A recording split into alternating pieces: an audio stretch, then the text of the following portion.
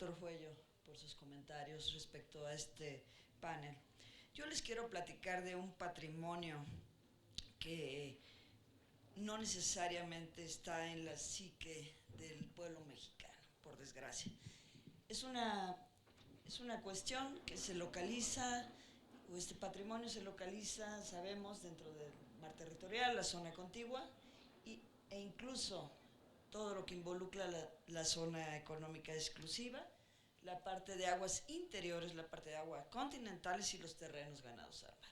Es decir, tenemos un patrimonio cultural sumergido más rico que el que se encuentra en tierra. El problema es que aún no lo conocemos como tal. ¿Cuál es la legislación existente hasta la fecha? Bueno, varias de tipo internacional, relacionadas más con los océanos que con el mismo patrimonio a nivel mundial, pero es cuando surge a partir del 2001 la Convención Internacional para la Protección del Patrimonio Cultural Subacuático, integrada actualmente por 55 países, donde México forma parte de estos, y cuyas normas establece, digamos, las reglas del juego en relación a la investigación, la conservación, la protección y la difusión del mismo. Por otro lado, en México tenemos la Ley Federal de Monumentos y Zonas Arqueológicos, Artísticos e Históricos, y es tan solo en 2012 que se integra el patrimonio cultural sumergido, es decir, antes de esta fecha ni siquiera estaba en nuestra legislación. Por eso les digo que es un patrimonio poco conocido. Ahora, tenemos una serie de instituciones, ONG y amigos, digamos, del patrimonio cultural sumergido a nivel internacional que han venido ayudando a México a desarrollar esta joven disciplina que tan solo tiene 40 años de existir. Este patrimonio, ¿dónde se encuentra? Podemos localizarlo en el Golfo de México principalmente, con una identificación entre el Golfo y el Mar Caribe de 400 pecios, es decir, barcos hundidos, anclas, cañones y de relictos en terrenos ganados al mar. También lo podemos localizar en tierra adentro, en área de volcanes, en cráteres lago, como por ejemplo el Nevado de Toluca, y otros tantos que se localizan en aguas continentales, como el Manantial de la Media Luna, etc. Muchos estudios de caso. En Baja California, en Guerrero Negro, en donde navegaba el galeón de Manila, que es tan importante como el que navegaba de España hacia Veracruz, y tenía toda la carga que venía de la famosa nao de Chile. Entonces, tan importante proteger la parte del Pacífico como la parte del Golfo y el Caribe.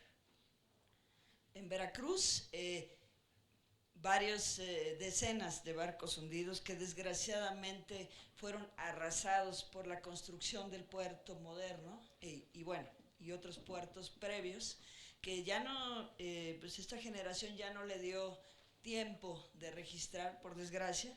Y bueno, tomando este ejemplo, es que en la península de Yucatán hemos, desde el 2003, avanzado en relación a qué tenemos en cuanto a patrimonio cultural sumergido. La realización del inventario, la realización del sistema de información geográfico y la cartografía que deriva de ello. Es decir, gracias a que estamos en Campeche con una base, hemos podido frenar el saqueo. Ahora bien, importante, dentro de los descubrimientos, ni más ni menos que la abuela de todos nosotros, Naya, que se encontró en una cueva sumergida en Tulum y que está datada para 13,000 años antes del presente, y que además de haber muerto en un lugar donde antes el nivel del agua estaba a 100 metros por debajo del actual, y que nos indica este cambio climático que se viene dando desde hace varios miles de años y las diferentes fluctuaciones del mismo, es cómo podemos relacionar este patrimonio cultural con esta evidencia natural que ha venido cambiando durante los siglos. Evidencia en cenotes y cuevas que se estaba perdiendo también por la falta de vigilancia en la selva, principalmente. Gracias. Evidencia en cuevas secas, principalmente en el área de la zona de Campeche, en la Sierrita de Ticul. Es fascinante, lugares con pintura mural, con más de 8 kilómetros de pintura mural en la Sierrita de Ticul, y ahora recién descubierto en noviembre en el área de Calakmul.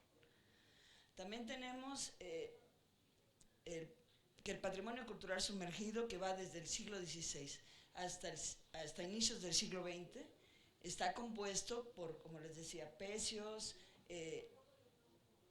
patrimonio que está en la zona costera, en terrenos ganados al mar, barcos incluso de la guerra de intervención norteamericana, francesa, los famosos lastres de Texas de Marsella, es decir, un patrimonio tan rico que nos va hablando de diferentes siglos, y que es bien importante tomar en cuenta para llevar un registro, no solamente de la parte histórica, sino de la parte natural asociada. Y ahora voy a ello. Bueno, está el trabajo de archivo, el trabajo con los informantes, muy relacionado con la gobernanza, el trabajo con las comunidades. Sin ellos no tendríamos este sistema de información geográfico que se está desarrollando principalmente en la península de Yucatán, y finalmente que son los partícipes, los integrantes de estos proyectos, que nos llevan a llevar la parte tecnológica y poder aplicar todos sus conocimientos y sustentarlos con la parte de, por ejemplo, de sensoramientos remotos y diferentes tecnologías aplicadas, ¿no? Como las actividades relacionadas con los 3D e incluso el 4D, ¿no?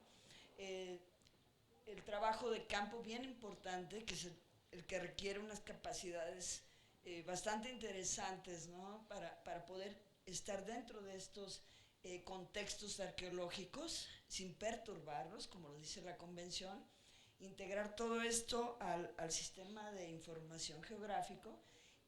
Y no solamente la parte arqueológica, yo creo que es una de las partes importantes, es integrar la parte relacionada al medio ambiente, integrar la parte relacionada con el cambio climático, integrar la parte de otras instituciones, es decir, las diferentes bases de datos, para poder dar un panorama general que está relacionado con la historia finalmente, ¿no? Cuando mostraste el mapa donde marca la Isla Bermeja, es una pregunta que todo el mundo me hace, ¿no? Y les digo, bueno, la referente cartográfica es esta, ¿no? Sin embargo, necesitamos de más datos, ¿no? De datos relacionados con las corrientes, con la diferencia de fluctuación en las costas, etcétera. Entonces, haciendo un monitoreo desde el primer mapa de Juan de la Costa hasta la fecha, podemos ir hablando de cómo se ha modificado la visión que tenemos del mar, de la costa, y de cómo se ha venido registrando este patrimonio también, ¿no? Y bueno, las líneas de investigación, áreas potenciales de búsqueda, que todavía falta mucho por recorrer, principalmente en el Pacífico y en el Golfo Norte y en el Pacífico Sur también. La construcción naval y de pertrechos, bien importante, porque tenemos en México estudios ni al 10%, es impresionante, ¿no? Y muchos de ellos también realizados por la CEMAR, más que por arqueología, curiosamente. La vida cotidiana a bordo, que nos habla de la vida cotidiana de las costas, la cultura material y la identificación y reconocimiento de estos restos. Ahora bien, ¿qué pasa con el patrimonio que ya fue extraído? Muchas veces tiene marcadores climáticos muy identificados, que en el momento de la conservación se pierde. ¿Por qué? Porque no hay programas integrales que nos digan, a ver, esto tiene ciertos parámetros que podemos definir para de ahí sacar información, y se limpian completamente para los museos y se pierde esa parte del conocimiento. También tenemos, bueno, la identificación obviamente de los pecios, los diferentes años, de acuerdo a estos elementos diagnósticos que solamente pueden ser extraídos si están en peligro de saqueo, si son importantísimos para la investigación y si se puede garantizar su conservación. Esos son como los 3 parámetros que marca la Convención de la UNESCO. Los catálogos que se han venido realizando, los rescates que se hacen en las obras de pavimentación, de creación de edificios, sobre todo en Campeche, estamos en terrenos ganados al mar en muchas áreas. Se han detectado desde restos humanos hasta restos de artillería y pertrechos de guerra que son muy importantes para el entendimiento de esta historia. ¿Qué pasa? El saqueo de pescadores, el saqueo de buzos deportivos principalmente, pero el principal factor son los coleccionistas que adquieren este patrimonio. Ese es lo que hemos detectado como mayor problemática. ¿Qué sucede? La concientización es lo más importante. Para concientizar, para evitar este saqueo, lo más importante que se ha manejado a nivel internacional es la visibilidad de este patrimonio. Entonces, ¿cómo logramos la visibilidad de este patrimonio? Hay diferentes ejemplos que se han realizado a nivel internacional en Egipto, en China, museos subacuáticos, publicaciones, ponencias, conferencias, pero ¿cómo le llegamos a las poblaciones, no? Es a través, bueno, principalmente de exposiciones, de museos de sitio, de museos estatales, y bueno, Campeche ha tenido varios casos, digamos, que han llevado para bien la visibilidad de este patrimonio. Uno de ellos que trabajó la doctora Evelia también en el Museo de la Vida, Museo de la Vida. El otro es en la aduana marítima, y que están llevando a la psique de las poblaciones de todos los sectores, de los 3 niveles de gobierno incluso, qué es el patrimonio y cómo podemos conservarlo. Uno de los ejemplos es un proyecto específico que se está realizando en Playa Bonita, Campeche, que es el Museo Subacuático, que se está promoviendo para integrar a las comunidades costeras cercanas en un museo vivo, en donde a través de reproducciones se pueda conocer el patrimonio cultural sumergido, y bueno, en donde la gente pueda conocer. Esas son imágenes ya de las reproducciones. Es un barco de 80 metros lineales, cañones, anclas y diferentes piezas que nos hablan de cómo se hundió un barco, y que la gente se lleve ese conocimiento de una manera divertida, de una manera que no se le olvide cuando salga de ese museo, y que tiene que ver con la protección de este patrimonio, destacar la importancia de este pasado tan importante marítimo, crear conciencia en la existencia de este patrimonio, la creación aquí voy a parar un segundo, la creación de un arrecife artificial. Algo bien importante es que los pecios, los cañones, las anclas son actualmente arrecifes artificiales. Por eso los pescadores lo conocen. Y entonces, por desgracia, quien los protege de facto, porque es donde van a producir, van a extraer el recurso, pero sin embargo está el otro sector que prefiere extraer la pieza al fondo marino para venderla por unos cuantos pesos a la chatarrería local, perdiéndose todo el contexto natural adherido al contexto de patrimonio cultural. Entonces, hemos tratado de cuidar esa parte, sin embargo, necesitamos como una congruencia con otras entidades relacionadas. También está la creación de un laboratorio vivo, interdisciplinario, y bueno, por supuesto, la apropiación del patrimonio, que tiene que ver también con la sensibilización de esta población ligada a las zonas costeras.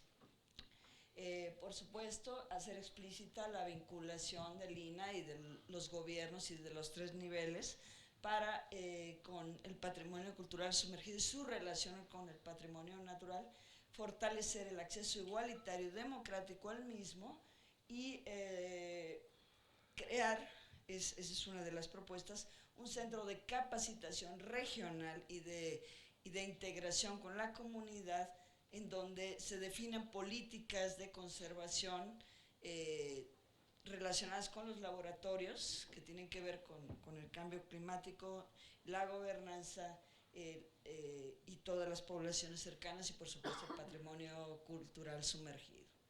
Es decir, crear, y esto voy a ampliar un poquito nada más, si regresamos, Playa Bonita está por acá, del otro lado está el reducto de San José, crear un museo vivo donde la gente pueda bucear, snorkelear, sentir, irse con la idea de qué es el patrimonio, y justamente el lado contrario de Campeche, hacer un museo más tradicional, con las piezas originales, de tal suerte de hacer un recorrido general por toda la costa, en donde se incluyan no solamente aspectos históricos, aspectos cartográficos, aspectos relacionados con todos estos 40 años de investigación, sino integrar la parte que estamos tratando en este foro, la parte del cambio climático, la parte documentada desde el 13.000 años antes de Cristo, que fue por eso empecé por ahí, hasta el presente o lo que tenemos registrado, para que la gente pueda entender a un nivel macro cómo ha venido cambiando el clima, por lo menos en el área de la península de Yucatán.